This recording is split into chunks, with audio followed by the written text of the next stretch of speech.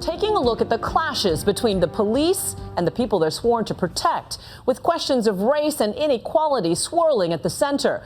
But the answers are not always black and white.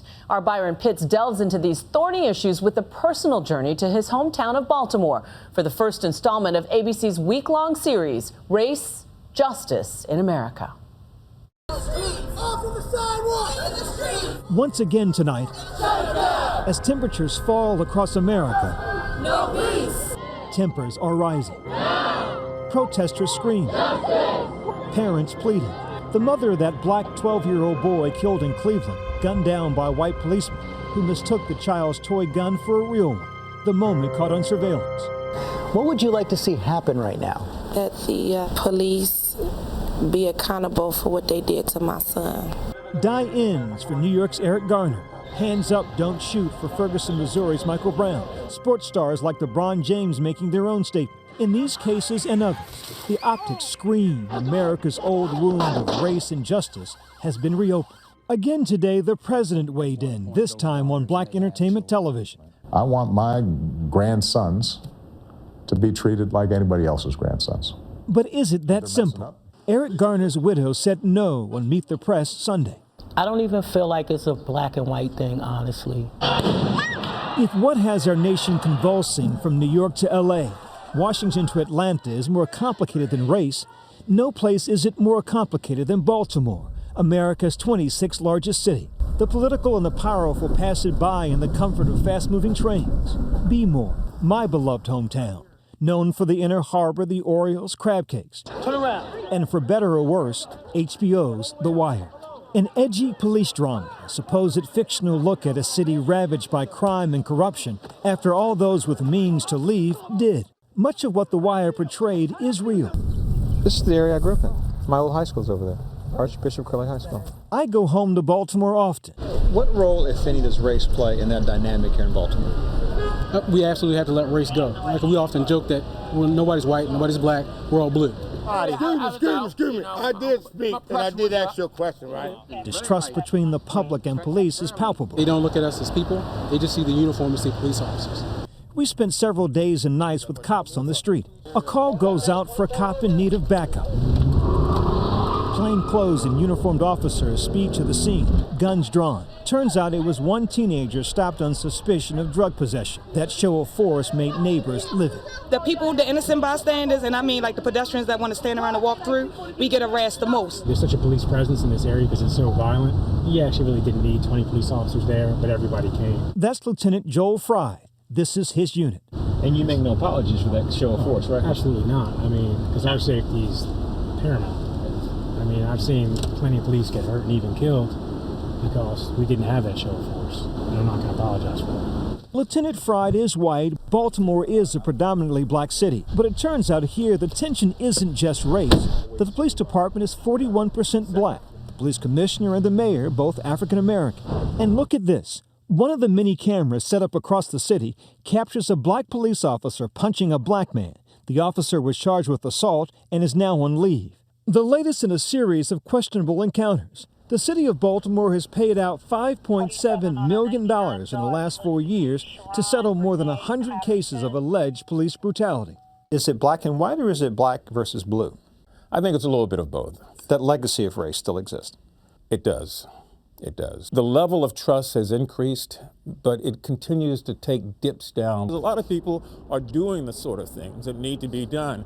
Like me, Kwesi Nfume grew up in Baltimore. He's seen the city from many vantage points. A high school dropout and former gangbanger, he went on to graduate college, becoming a U.S. congressman and national president of the NAACP. I've never been to a city in America where there seems to be as much animosity as there is between the citizenry of Baltimore with the Baltimore Police Department. How do you explain that?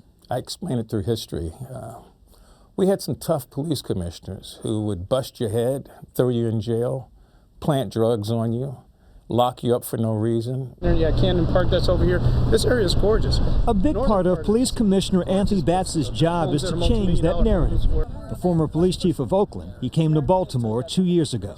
I think in certain parts of a community we're seen as occupying army. We got to be honest and open about that, and we got to change that. And what I have to do is give the officers the skills and the abilities to start shifting and changing that, opening up conversations, communication, and you hear me say this a lot, and listen to the people. Betts was hired by Baltimore Mayor Stephanie Rawlings Blake. A native Baltimorean, she sees the connection between crime and public mistrust, but also a shrinking city and shrinking resources. In the past 50 years, Baltimore has lost nearly 1/3 of its population. You drive through Baltimore, it is heartbreaking what you see. How do you explain that? It's not rocket science. We've had years of disinvestment, years of flight. It should not matter what neighborhood that you grow up or that your parents live in. That should not determine your ability to go to a state-of-the-art school, and that's what we're going to have for Baltimore's kids for now and in the future. So we have to do that in order to attract families and to make sure that families stay in Baltimore. Economics and education aside, public safety is still her biggest worry. There's some things that you get a do-over. And with the homicide, you don't. If you lose a life, that life is gone. And I know what it's like. My family's been impacted personally. My cousin was killed last year. Adult male shot in the back of the head. There have been 200 homicides in Baltimore this year. Most often the victim and the perpetrator are black. During our ride-along, it didn't take long to come across our first murder scene of the night. A man shot to death at a gas station. They're still collecting evidence and trying to get witness statements to find out exactly what happened. Not far away, another man shot in a park. The victim's brother showed up. No, not right now. Their voice is rarely heard on the national stage. Instead, they seethe in small community hearings. Here, a family grieving over a relative killed in police custody lashes out at the mayor and police chief.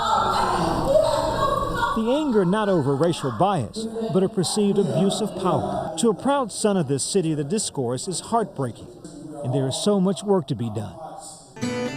But I see hope in the smallest of ways. Which is your husband?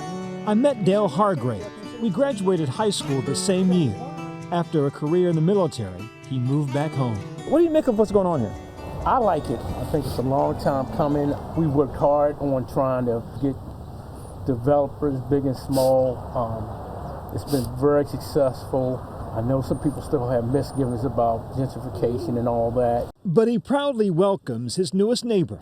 So this is a 3-story house. 37-year-old Shea Frederick is an engineer. He bought his house for $9,000. This will end up being a big master bedroom with a master bath. It's an investment like Shea's that will help make change. This is likely a drug house or a drop house. It definitely was. I probably took a good 5-gallon bucket of crack vials out of this house. Wow. I found a double-barrel sawed-off shotgun on the wall just back there. In the wall? Yeah. Usable? Well, it was a little rusty, but I imagine it could have been. Like many corners of America, my hometown has its own troubled history with race and justice. But there is a sense here things are improving. The racial divide still exists, just not as wide, nor as deep. So for those who would say there were deserts in Baltimore before you got here, there'll be deserts when you leave. I hope when my time comes that it's a better police department serving the community in a better way, and it will grow. Then the next person comes on and they will build upon that foundation, and then the next person then will build upon that foundation.